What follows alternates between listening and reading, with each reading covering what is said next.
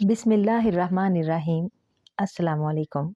Welcome to Sheri novels arc. कहानी शुरू करने से पहले चैनल को सब्सक्राइब कर लें और बेल बटन दबाकर नई कहानियों का नोटिफिकेशन हासिल करें। शुक्रिया।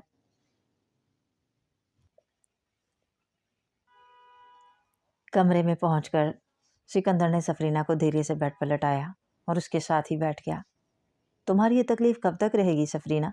आपकी दुनिया का 1 घंटा लगेगा मुझे सिकंदर, फिर ही मैं सही से हरकत कर सकूंगी। सफरीना ने जवाब दिया।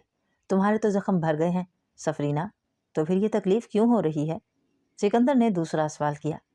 सिकंदर, हम आप इंसानों से मुख्तलिफ हैं।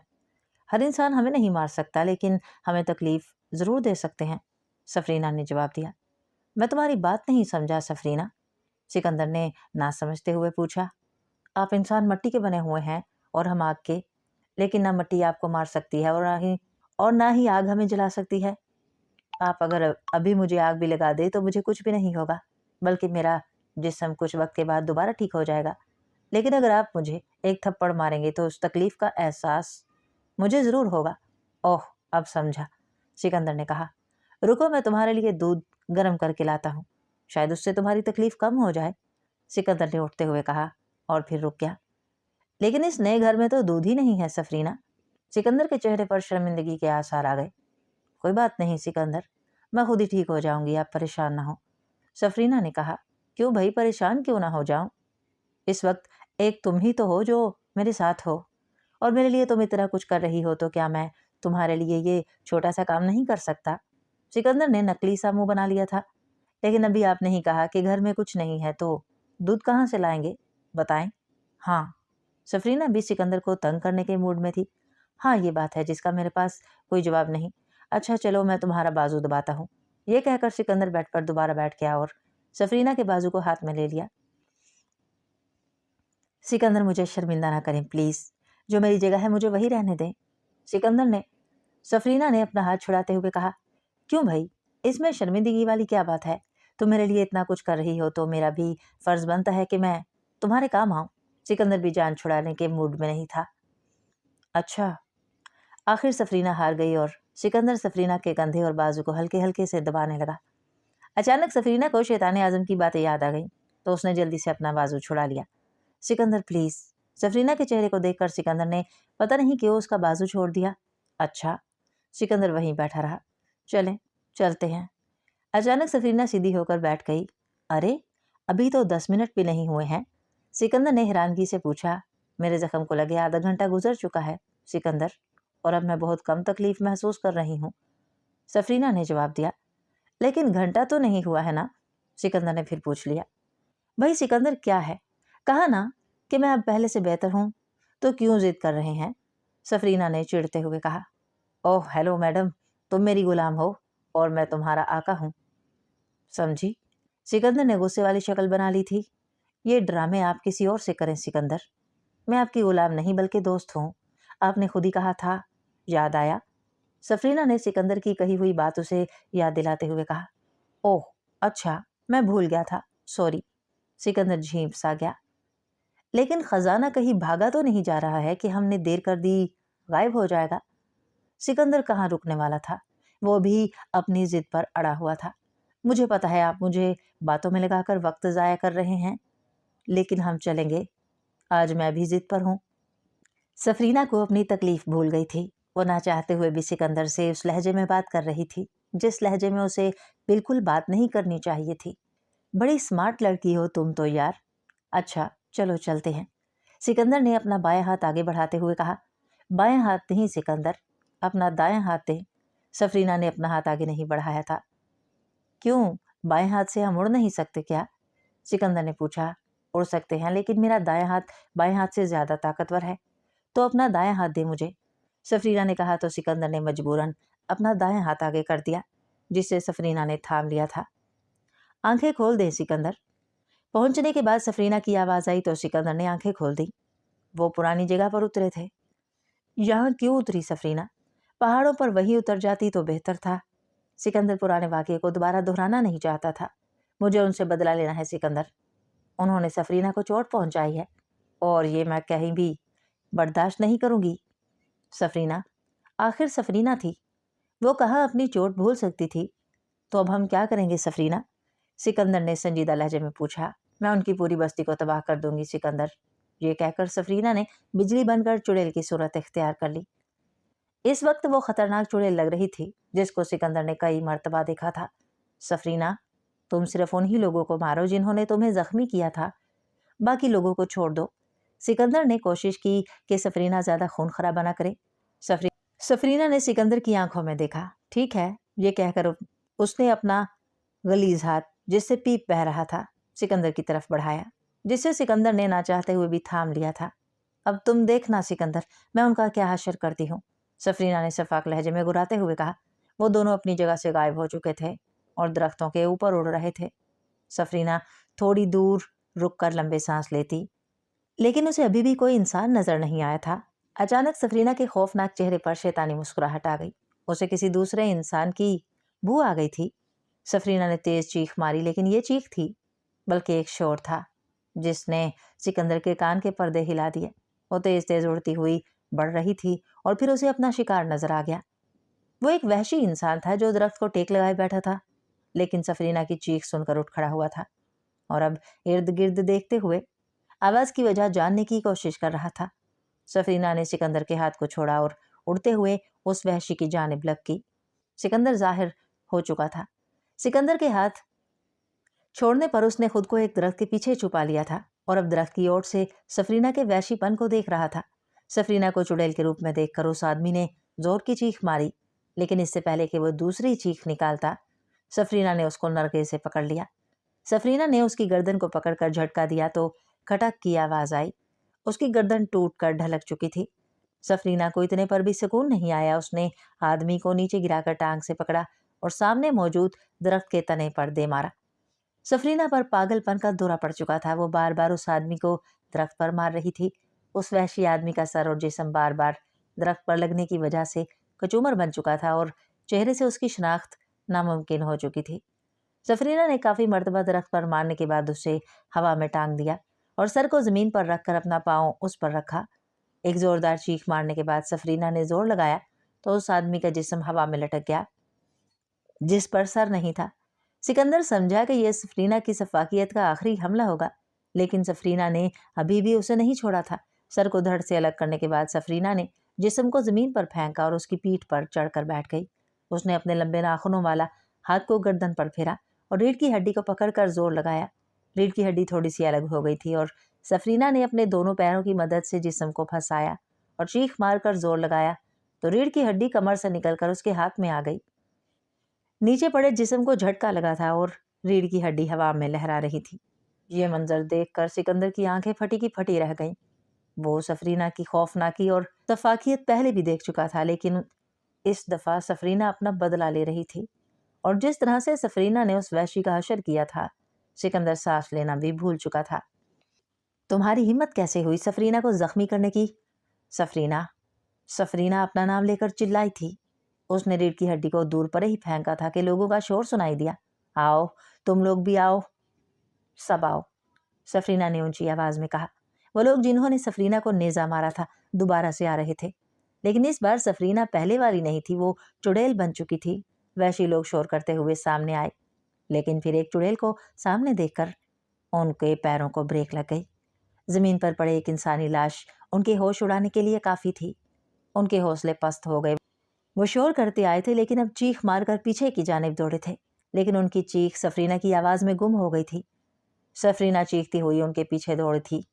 سکندر کو کچھ ہوش نہیں رہا، وہ اب بھی سکتے میں اسی جگہ پر بیٹھا تھا۔ اچانک ایک اور چیخ فضا میں گونجی، لیکن یہ سفرینہ کی نہیں تھی۔ پھر یک بعد دیگرے چیخیں گونجتی گئیں۔ ان میں کبھی بھی سفرینہ کی چیخنے کی آواز بھی آ رہی تھی۔ فضا میں خاموشی چھا گئی تھی۔ یقیناً سفرینہ نے ان سب کا کام تمام کر دیا ہوگا، سکندر نے سوچا۔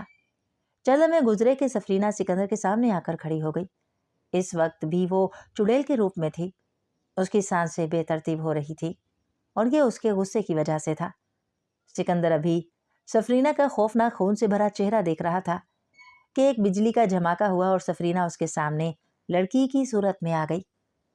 آ جائیں سکندر، اب چلتے ہیں، سفرینہ نے سکندر کو آواز دی۔ तो सिकंदर दरख्त की ओट से निकलकर सामने आ गया।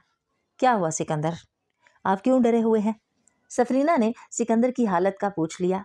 कुछ नहीं सफरीना, जब भी तुम्हारा ये खौफनाक चेहरा देखता हूँ तो डर जाता हूँ, सिकंदर ने संजीदगी में कहा। आप परेशान ना हो सिकंदर, ये चेहरा आपके लिए नहीं है। अच्छा छोड़ें इस बात को, अपना हाथ दें, हम चलते हैं, सफरीना ने कहा। तो सिकंदर ने अपना हाथ आगे करके आंखें बंद कर लीं।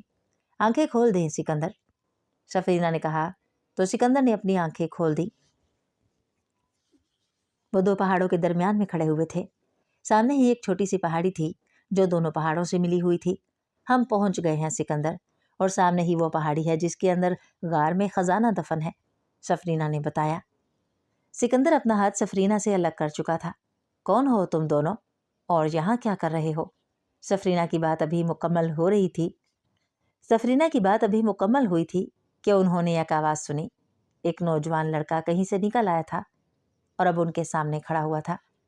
मेरा नाम सिकंदर है और ये सफरीना है, लेकिन तुम हो कौन? सिकंदर अब संभल चुका था। मैंने पूछा, तुम दोनों यहाँ क्या कर रहे हो? नौजवान ने फिर से पूछा। देखो तुम जो भी हो यहाँ से चले जाओ, ये हमारा इलाका है और हम यहाँ किसी और की मौजूदगी बिल्कुल भी बर्दाश्त नहीं करते हैं। तुम्हारा क्या नाम है? सफरीना ने पूछा। लड़की, तुम्हें मेरी बात समझ नहीं आई कि यहाँ से चले जाओ तुम दोनों? नौजवान लड़के ने गुस्से से कहा। वो आगे बढ़ रहा था। और मैं तुमसे कह रही हूँ कि हमारे रास्ते में मत आओ, ऐसा ना हो कि जान से चले जाओ, सफरीना ने कुराते हुए कहा। लगता है कि तुम ऐसे मेरी बात नहीं मानोगे, ये कहकर नौजवान ने उन दोनों की तरफ फूंक मारी। लेकिन सफरीना समझ चुकी थी कि ये इंसान नहीं है। जैसे ही उस लड़के ने फूंक मारी तो सफरीना ने अपने हाथ का पंजा खोलकर सामने कर दिया। नौजवान के हाथ से एक आंधी उठी थी जो सफरीना और सिकंदर के सामने आकर थम गई। ओह, तो तुम इंसान नहीं हो लड़की? लड़के को सफरीना की इस हरकत पर कोई हैरानगी नहीं हुई थी। मेरा नाम सफरीना है, तुम कौन हो? सफरीना ने ठहर कर कहा। अंकुश है मेरा नाम, और मैं तुम्हें आखिरी मर्तबा कह रहा हूं कि यहाँ से चली जाओ, नहीं तो अपनी मौत के तुम दोनों खुद जिम्मेदार होगे। ये हमारा इलाका है और हम यहाँ रहते हैं, समझ गए या नहीं? नौजवान लड़का जिसका नाम अंकुश था ने एक रख्त लहजे में कहा। हम खजाना लेने आए हैं अंकुश, और लेकर जाएंगे। रोक सकते हो तो रोक लो, सफरीना ने अंकुश को ताव दिला दिया था। अच्छा फिर तैयार हो जाओ, अंकुश ने कहा। उसके लब हिलने लगे। सिकंदर मेरा हाथ पकड़ लें, सफरीना ने यह कहा तो सिकंदर ने जल्दी से सफरीना का बाएं हाथ थाम लिया। अंकुश ने सफरीना की जानिब फूंक मारी कि आसमान पर बिजली कड़क उठी। सिकंदर और सफरीना ने आसमान की तरफ नजर उठाई तो एक बहुत बड़ा सा पत्थर उनके ऊपर गिरने के लिए आ रहा था। सफरीना ने अपना दायां हाथ आसमान की जानिब करके झटका दिया तो उसके हाथ से लहर निकलकर आते पत्थर से टकराई और पत्थर फिजा में रेजा रेजा हो गया। सफरीना ने हाथ नीचे करके अंकुश की तरफ मुस्कुरा कर देखा। कोई और भी शोबदा रह गया है तो वो भी कोशिश करके देख लो अंकुश। अंकुश को तैश में आता देखकर सफरीना ने उसे मजीद भड़काया। सिकंदर उन दोनों के दरमियान खामोश तमाशाई की तरह देख रहा था। वो कुछ भी नहीं कर सकता था, इसलिए बस देखे ही जा रहा था। इससे बचकर दिखाओ, ये कहकर अंकुश ने कुछ पढ़कर जमीन पर फूंक मारी। एक अजदहा जमीन से निकला जिससे मुंह से आग के शोले निकल रहे थे। अजदहा आग बरसाता उनकी तरफ आ रहा था। ये देखकर सफरीना ने अपना हाथ अजदहे की जानिब करके झटका दिया तो अजदहे वाली जगह पर जमीन नीचे चली गई और अजदहा गहरी खाई में गायब हो गया। जमीन दोबारा से बराबर हो गई थी। अंकुश का गुस्सा अपने हमले जाया होते देखकर बढ़ता जा रहा था। वो खामोश खड़ा सफरीना को देख रहा था। क्या हुआ, थक गए क्या? सफरीना ने तैश दिलाते हुए कहा। अचानक अंकुश ने कहकहा लगाया। इस हमले से बचकर दिखाओ लड़की, अंकुश ने कहा। अंकुश ने जेरे लब कुछ पढ़कर दोबारा से आसमान की जानिब फूंक मारी तो आसमान पर एक पहाड़ नमूदार हो गया जो सफरीना और सिकंदर के ठीक ऊपर गिरता चला रहा था। सफरीना ने मुस्कुराकर अपना हाथ दोबारा आसमान की जानिब किया, लेकिन इस दफा उसने अपने हाथ को 2 मरतबा झटका दिया था। पहले से बड़ी बिजली की लहर सफरीना के हाथ से निकलकर पहाड़ से जा टकराई थी कि अचानक सफरीना और सिकंदर के जिस्म को जोरदार झटका लगा। वो दोनों हवा में उड़कर बहुत दूर जा गिरे थे। सिकंदर का हाथ सफरीना को छोड़ चुका था। अंकुश ने इस दफा ये चालाकी की کہ سفرینہ کو آسمان والے حملے میں الجھا کر زمین سے ایک دوسرا حملہ کر دیا تھا۔ اس نے آسمان پر پھونک مارنے کے بعد دوسری پھونک سفرینہ اور سکندر کی طرف ماری تھی اور یہیں وہ دونوں چوٹ کھا گئے تھے۔ سفرینہ نے جلدی سے اٹھ کر دیکھا تو انگوش سامنے کھڑا کہا لگا رہا تھا۔ سکندر سفرینہ سے کافی دور جا گرا تھا۔ انگوش کے اس حملے نے سفرینہ کے تن بدن میں آگ لگا دی۔ وہ اپنے اصل روپ میں آ گئی تھی۔ وہ چڑیل بن چکی تھی۔ اس سے پہلے کہ انگوش کچھ سمجھتا، سفرینہ ہوا میں اڑ کر اس کی طرف گئی اور اسے بازوؤں میں بھر کر آسمان کی جانب اڑتی چلی گئی۔ اسے سکندر کی وہ درد میں ڈوبی آواز نہیں سنائی دی جو اس نے سفرینہ کا نام لے کر نکالی تھی۔ یہ سفرینہ کی دوسری غلطی تھی۔ اس نے انگوش کو تنہا سمجھ کر سکندر کو وہیں زمین پر چھوڑ دیا تھا۔ سفرینہ کے اڑنے کے بعد اچانک پہاڑ پر سے بہت ہی عجیب الخلقت مخلوق اتر آئی تھی۔ وہ تعداد میں 4 تھے جنہوں نے آتے ہی سکندر کو ہاتھوں اور پیروں سے پکڑ لیا۔ سفرینہ! سکندر زور سے چلایا، لیکن اس کی کوشش بے سود نکلی۔ ان چاروں نے کہا لگاتے ہوئے سکندر کو اٹھا کر سامنے پہاڑ پر دے مارا، جس سے سکندر کی ساری پسلیاں ٹوٹ گئیں۔ ان چاروں کو اب بھی سکندر پر رحم نہیں آیا۔ وہ کہا لگاتے آئے اور سکندر کو دوبارہ سے پکڑ کر اوپر ہوا میں اچھالا۔ سکندر نے دوبارہ سے سفرینہ کا نام لے کر چیخ ماری، لیکن یہ چیخ بھی بے سود نکلی۔ سکندر اڑتا ہوا زمین پر آ رہا تھا اور ان چاروں نے اپنا ایک ایک ہاتھ ٹھیک سکندر کے نیچے کھڑا کر دیا۔ ان کے ہاتھوں سے لمبے لمبے ناخن برآمد ہوئے جو سکندر کے گرتے ہی اس کے جسم میں پیوست ہو گئے۔ ناخن سکندر کے سینے کی دوسری طرف سے نکل آئے تھے۔ سکندر نے آہ کی آواز نکالی۔ خون اس کے جسم اور منہ سے نکل کر زمین کو سرخ کر رہا تھا۔ سکندر کو اپنے ناخنوں میں پھنسا کر انہوں نے کہا لگاتے ہوئے اس نے ہاتھ مخالف سمت میں کھینچے تو سکندر ٹکڑے ٹکڑے ہو کر زمین پر گر گیا۔ سکندر کا جسم انگنت حصوں میں بکھر چکا تھا۔ اس کے منہ سے آخری ہچکی نکلی اور پھر بہت سے سوال لیے دنیا کو چھوڑ دیا۔ اس کی آنکھیں کھلی کی کھلی رہ گئیں۔ سفرینہ انگوش کو بازوؤں میں بھرے ہوئے آسمان میں اڑتی جا رہی تھی۔ جب انگوش نے دیکھا کہ وہ سفرینہ کی گرفت سے نہیں نکل سکتا ہے تو اس نے سفرینہ کے بازوؤں میں رہتے ہوئے ہی پڑھنا شروع کر دیا، لیکن سفرینہ انگوش کے لبوں کو ہلتا ہوا دیکھ چکی تھی۔ اس نے اپنا ایک ہاتھ آزاد کر کے انگوش کو گردن سے پکڑا اور زور سے اس کے نرگت کو دبایا تو انگوش کی آنکھیں اور زبان باہر نکل آئیں۔ سفرینہ اسے دوسرا موقع نہیں دینا چاہتی تھی۔ جیسے ہی انگوش کی زبان باہر نکلی، سفرینہ نے اسے پکڑ کر زور کا جھٹکا دیا۔ انگوش کی لمبی سی زبان سفرینہ کے ہاتھ میں آ گئی اور ایک خون کا فوارہ اس کے منہ سے نکلا تھا۔ وہ دونوں زمین کی حدود پار کر چکے تھے۔ اوپر پہنچ کر سفرینہ نے اسی ہاتھ کے ناخنوں کو انگوش کی دونوں آنکھوں میں گھسا دیا۔ آسمان انگوش کی چیخوں سے گونج اٹھا تھا، لیکن اس عفریت سے اسے بچانے کوئی نہیں آ رہا تھا۔ کافی اوپر پہنچ کر سفرینہ نے اپنا دوسرا ہاتھ انگوش سے الگ کیا تو انگوش کلابازیاں کھاتا ہوا زمین کی جانب آنے لگا۔ سفرینہ اس کے پیچھے پیچھے نیچے آ رہی تھی۔ جیسے ہی انگوش کے جسم نے الٹی کلابازی کھائی، سفرینہ نے اسے دوبارہ سے بازوؤں میں بھر لیا اور اپنی رفتار بڑھا لی۔ زمین کی حدود میں داخل ہو کر سفرینہ نے اپنا روپ چھوڑ کر بجلی کی شکل اختیار کر لی تھی جو انگوش کے گرد لپٹی ہوئی تھی، اور بجلی زمین سے نزدیک ہوتی جا رہی تھی اور پھر ایک زوردار دھماکہ ہوا۔ زمین سے ٹکرا کر انگوش کا بھرتا نکل آیا۔ وہ اب ایک گوشت کے لوتھڑے کی شکل میں زمین پر چھوٹے چھوٹے ٹکڑوں میں پڑا ہوا تھا۔ سفرینہ نے اپنی شکل میں آ کر چیخ ماری۔ اس نے ادھر ادھر دیکھ کر سکندر کو ڈھونڈنے کی کوشش کی۔ سکندر تو اسے نظر نہیں آیا، لیکن پہاڑوں کے قریب اسے ایک عجیب مخلوق نظر آ گئی جو ساتھ میں کھڑے ہو کر کہا لگا رہے تھے۔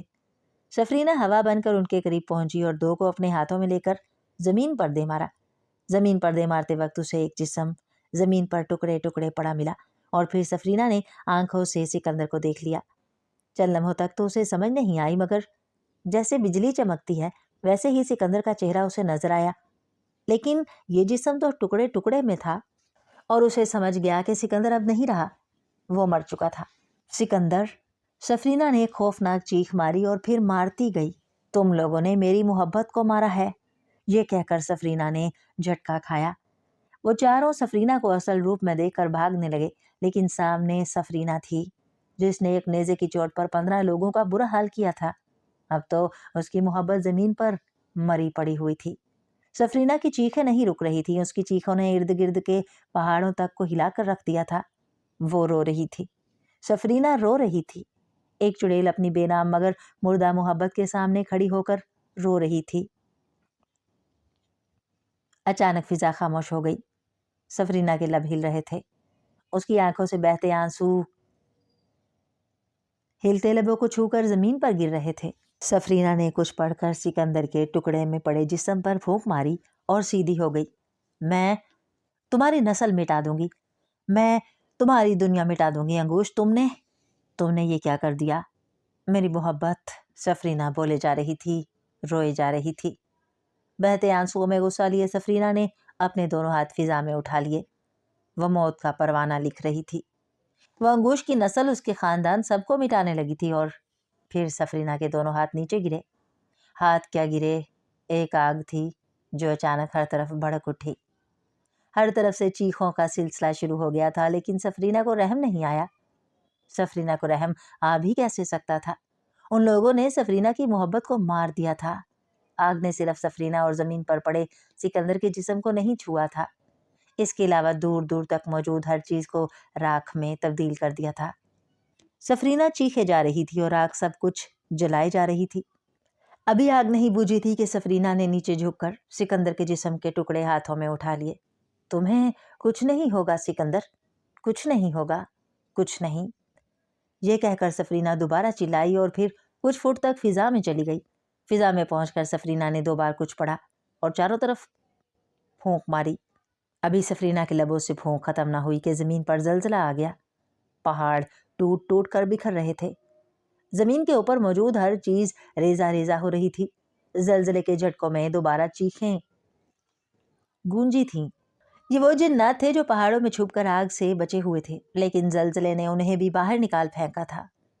بھڑکتی آگ پر سفرینہ نے دوبارہ کچھ پڑھ کر پھونکا تو آگ مزید بھڑک اٹھی۔ سفرینہ سب کو جلتا مرتا چھوڑ کر فضا میں بلند ہوئی اور بجلی کی صورت اختیار کر گئی۔ آسمانوں میں بجلی سکندر کے ٹکڑے میں بٹے جسم کو لیے تیزی سے اڑتی جا رہی تھی۔ اس کی کوئی سمت نہیں تھی، اسے سمجھ نہیں آ رہی تھی کہ کیا کرے، بس وہ اڑے جا رہی تھی۔ کئی سمندر آئے، جنگلات آئے اور آبادیاں آئیں، لیکن سفرینہ پھر بھی نہیں رکی۔ وہ رکتی بھی تو کہاں رکتی، وہ جاتی بھی تو کہاں جاتی، وہ کرتی بھی تو کیا کرتی۔ اس نے اپنا رخ آسمان کی جانب کر لیا۔ اس نے اپنی رفتار اب بھی کم نہیں کی تھی۔ زمین کی حدود سے نکل کر اس نے اپنا رخ دائیں جانب کر لیا۔ وہ اڑے جا رہی تھی، سوچے جا رہی تھی۔ اسے آسمان میں ایک زمین کا ٹکڑا نظر آیا تو اسی طرف اڑنے لگی۔ وہ ٹکڑا بڑا ہوتا جا رہا تھا۔ یہ انسانی زمین سے نزدیک ایک اور زمین تھی جس کی طرف سفرینہ اڑے جا رہی تھی۔ کچھ منٹوں میں بجلی نے زمین کو چھو لیا۔ اس نے جلدی سے انسانی شکل اختیار کی اور سکندر کے جسم کے ٹکڑوں کو زمین پر ہولے سے رکھ دیا۔ سکندر کی درد بھری آنکھوں میں کئی سوال تھے، ایسے سوال جن کے جواب تو شاید سفرینہ کے پاس ہوں، لیکن وہ سوال کیا تھے یہ سفرینہ نہیں جانتی تھی۔ سفرینہ، تمہاری محبت تمہارے ہاتھ میں تو ہے، لیکن زندہ نہیں رہی۔ اس نے زمین پر بیٹھ کر خود سے کہا۔ یہ تھی تمہاری طاقت کہ اپنی محبت کو بھی نہیں بچا سکی۔ وہ چلائی، بے مقصد چلائی، سکندر۔ اس نے سکندر کا نام لے کر چلایا، تم نہیں مر سکتے، یہ جھوٹ ہے، اٹھو، میرا نام پکارو، تم اس دنیا کیا اس آسمان میں کہیں ہوئے تو میں آ جاؤں گی، سکندر پلیز۔ ایک بار وہ گھٹنوں پر گر گئی۔ اس نے اپنا سر سکندر کے سر کے قریب ہی زمین پر رکھ دیا۔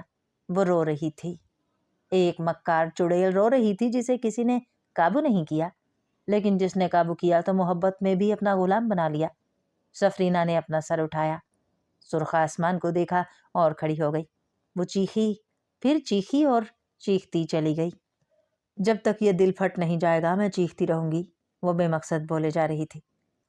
زنگوش جب بھی بور ہو جاتا تو اپنے دونوں دوست جالم اور سبزور کے ساتھ نکل پڑتا۔ ویسے تو جالم اور سبزور اس کے غلام تھے، لیکن زنگوش نے انہیں کبھی محسوس ہونے نہیں دیا، بلکہ ہمیشہ ان کے ساتھ دوستوں والا سلوک رکھا۔ ان دونوں کو اپنے ساتھ کھلاتا پلاتا اور کہیں گھومنے جانا ہوتا تو بھی ان دونوں کو اپنے ساتھ لے جاتا تھا۔